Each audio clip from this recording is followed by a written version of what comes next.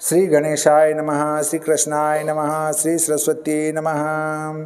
देखिए, आज आपको श्रीमद्भागवत महापुराण के 10वें स्कंद का 39वां अध्याय श्रवण कराता हूँ। आप प्रेम से मन लगाकर श्रवण कीजिए। 39 में नंद सुत मथुरा कियो पयान, यमुना में अक्रूर ने लखो भवन भगवान। श्री सुखदेव जी बोले कि हे राजन, छैया के ऊपर आनंद पूर्वक विराजमान श्री कृष्ण बलदेव से बड़ा सत्कार पाकर अक्रूर जी ने मार्ग में जो जो मनोरथ किए थे सो सब पूर्ण हुए। क्योंकि 6 प्रकार के ऐश्वर्य युक्त परिपूर्ण शोभा के स्थान भगवान श्री कृष्ण ही जब प्रसन्न हो गए तब किस वस्तु की कमी रहे।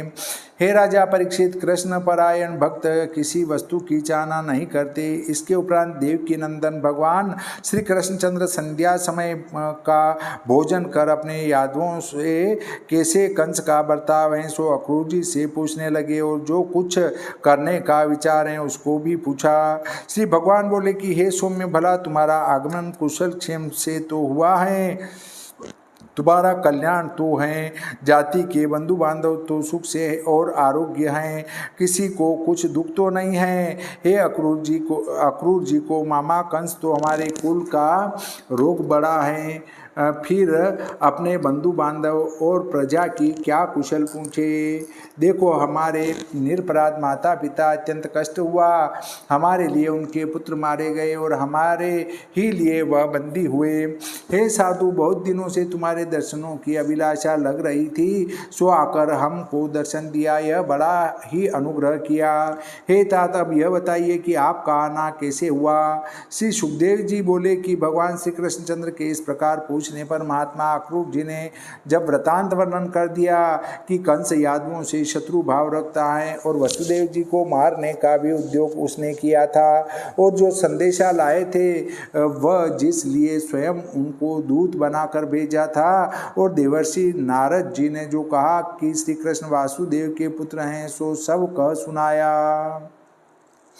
यहाँ एक शंका उत्पन्न होती है कि ब्रज में नंदादिकों ने अक्रूर से पूछा कि आप किस काम के लिए ब्रज आए हो। तब अक्रूर ने कृष्णचंद्र से कहा कि आपको और बलदेव जी को मारने के लिए यज्ञ देखने के बहाने कंस ने बुलाया है।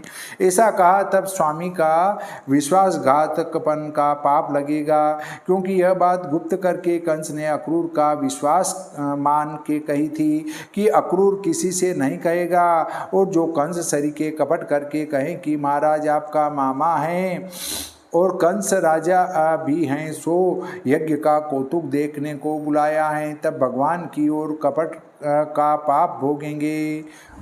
इसका उत्तर यह है, जब श्री कृष्ण ने अक्रूर से पूछा कि आपका आना ब्रज में कैसे हुआ, तब अक्रूर ने अपने मन में बड़ा दुख माना। कैसा दुख माना? जैसे एक लकड़ी दोनों ओर से जलती हो तो उस लकड़ी को कोई पुरुष हाथ से नहीं छू सकता, क्योंकि जो इस लकड़ी को पकड़ता है तो दोनों हाथ जलते हैं और हाथों के बचाने का उपाय करता है तो लकड़ी हाथ से जाती हैं। ऐसे ही अक्रूर हो गए। कंस का पक्ष करते हैं तो भगवान का द्रोही होना पड़ता है और भगवान का पक्ष करते हैं तो कंस का द्रोही होना पड़ता है। तब प्राण त्यागने का विचार किया, फिर श्री कृष्ण भगवान का ध्यान किया।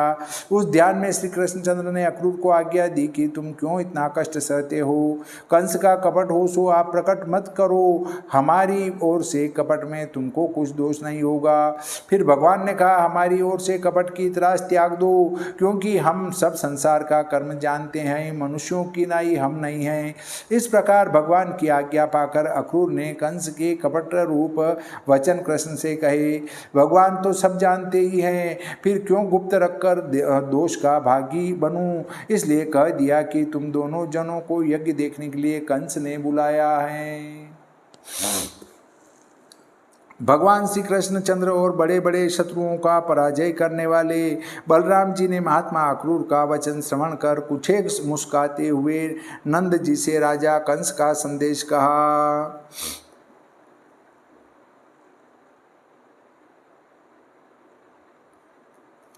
यह सुनते ही उन्होंने गोप लोगों को आज्ञा दी कि दही दूध संग लेके हमारे साथ चलने के वास्ते गाड़ियाँ जोड़ो। कल मथुरा को चलकर राजा कंस को गोरस देंगे और बड़ा भारी उत्सव देखेंगे।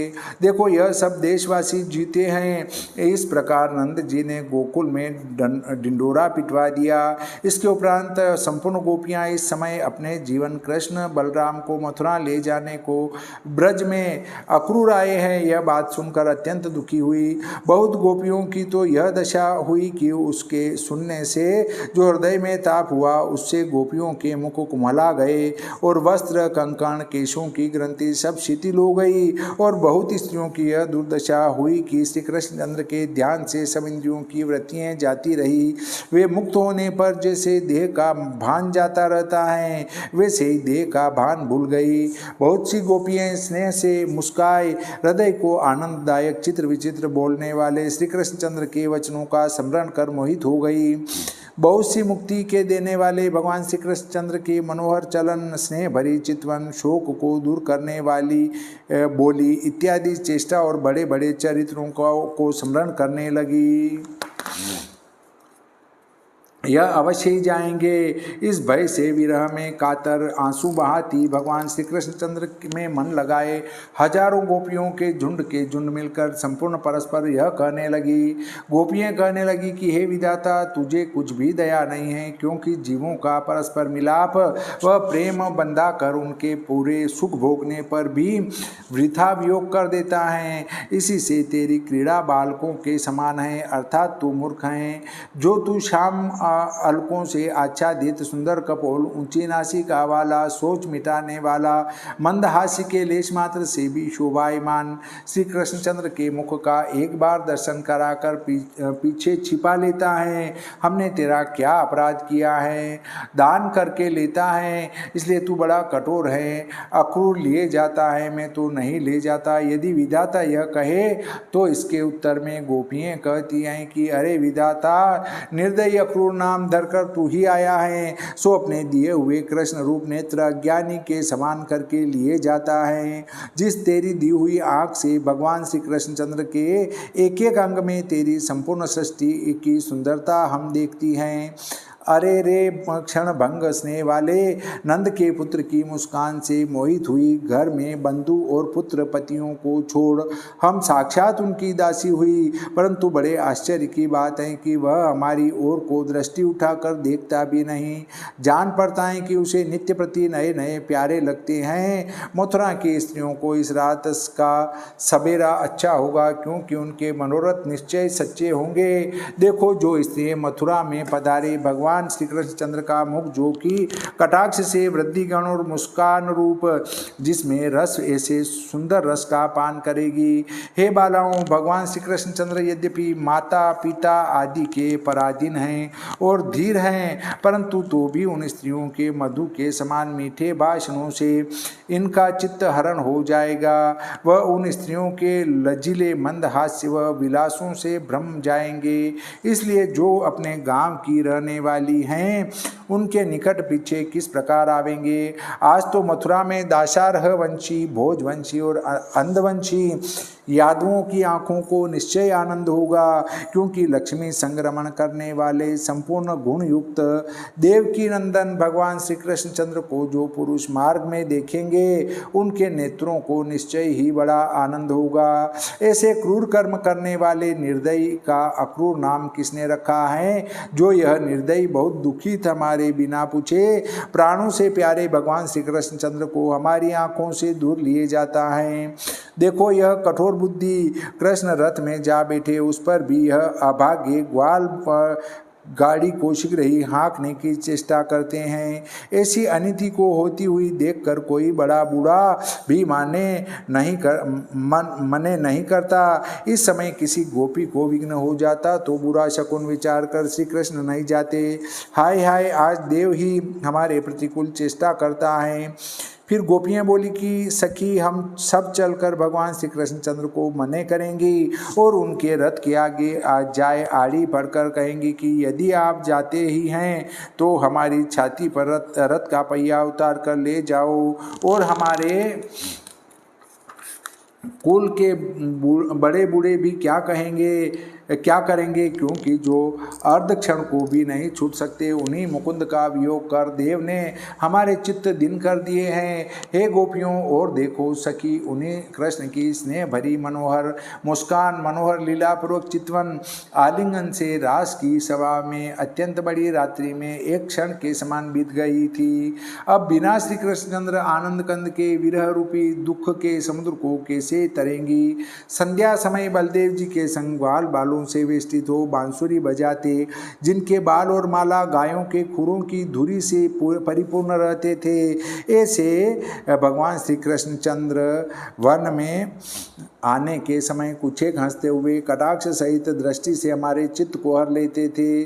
उन भगवान श्री कृष्णचंद्र के बिना अब हम किस प्रकार जीवन धारण करेंगी। श्री सुखदेव जी बोले कि हे नृपोत्तम परीक्षित, इस प्रकार अत्यंत विरह में व्याकुल भगवान श्री कृष्णचंद्र में मन लगाए गोपियाँ लज्जा त्याग हे गोविंद, हे दामोदर, हे माधव इस भांति पुकार कर रोने लगी।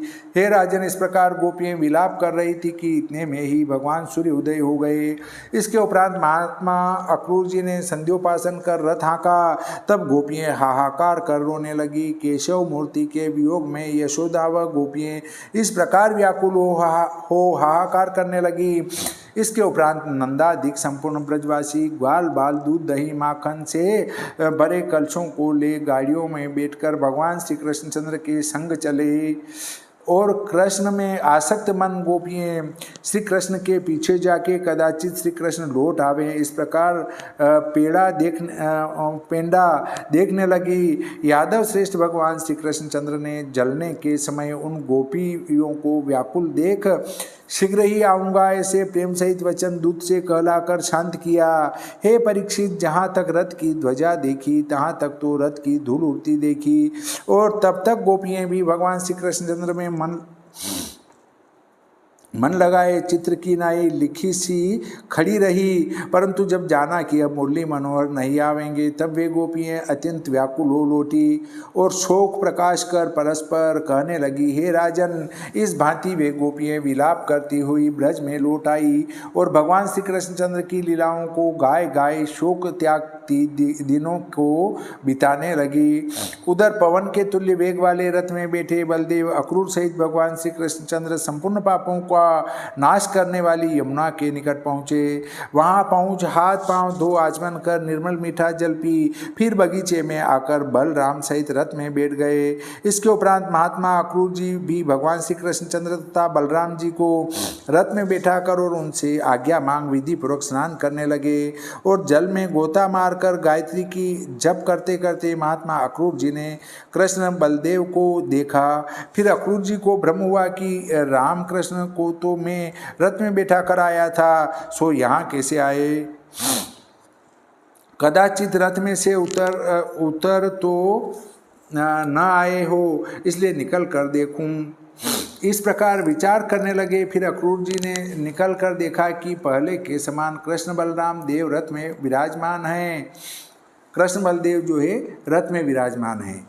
उस समय अक्रूर जी महाविस्मय को प्राप्त होकर कहने लगे कि जल के भीतर जो मुझे दर्शन हुआ सो मिथ्या हैं। इस प्रकार बुद्धि से निश्चय कर फिर गोता मारा तो सिद्ध चारण गंधर्व देवता नर्तक स्तुति कर रहे हैं और भगवान शेष जी विराजमान है। ऐसा देखा जिसके सहस्त्र सिर मुकुटों सहित सहस्त्र ही फण नीले वस्त्र धारण किए, कमल नाल के तुल्य श्वेत वर्ण कैलाश के समान प्रकाशमान शेष जी को देखा। कुंडल से विराजमान उनके ऊपर श्याम और पीत वस्त्रों को धारण किए चार भुजा शांत स्वरूप पुरुष, कमल के पत्तों के समान अरुण नेत्र, सुंदर प्रसन्न मुख, सुंदर हास्य भरी चितवन, सुंदर भ्रकुटी और शोभायमान नासिका, सुंदर कर्ण, सुंदर कपोल और अरुण ओष्ठ, लंबी मोटी भुजा, विशाल हृदय में लक्ष्मी विराजमान, गोल शंखसी ग्रीवा तीन वली जिसमें पड़ रही, ऐसे शोभायमान जिनकी नाभि पीपल के पत्ते के समान चिकना उदर, पतली कमर और बृहत श्रोणी से शोभायमान दोनों जंघा, लंबायमान दोनों गुल्फ लाल नखों से के समूह की कांति से वेष्टित, कोमल अंगुली, सुंदर चरण कमल, बहुत मोल के मणियों से जटित किरीट, कड़े, बाजूबंद और कमर करधनी, यज्ञोपवीत मोतियों के हार, चरणों में नुपुर तथा कानों में कुंडल जो पहन रहे हैं उनसे अत्यंत ही प्रकाशमान हैं। कमल और शंख चक्र गदा को धारण किए, भृगुलता का चिन्ह जिनकी छाती में प्रकाशमान, कौस्तुभ मणि की जिनके दुगदुगी सुंदर सुनंदर नंद जिनमें मुखिया ऐसे पार्षद सनक सनंदन सनातन सनत कुमार और ब्रह्मा महादेवादि देवता मरीच्यादि जो ब्राह्मण प्रहलाद नारद वसु जिनमें मुख्य इस प्रकार उत्तम भक्त अलग अलग भाव से उनकी स्तुति कर रहे हैं।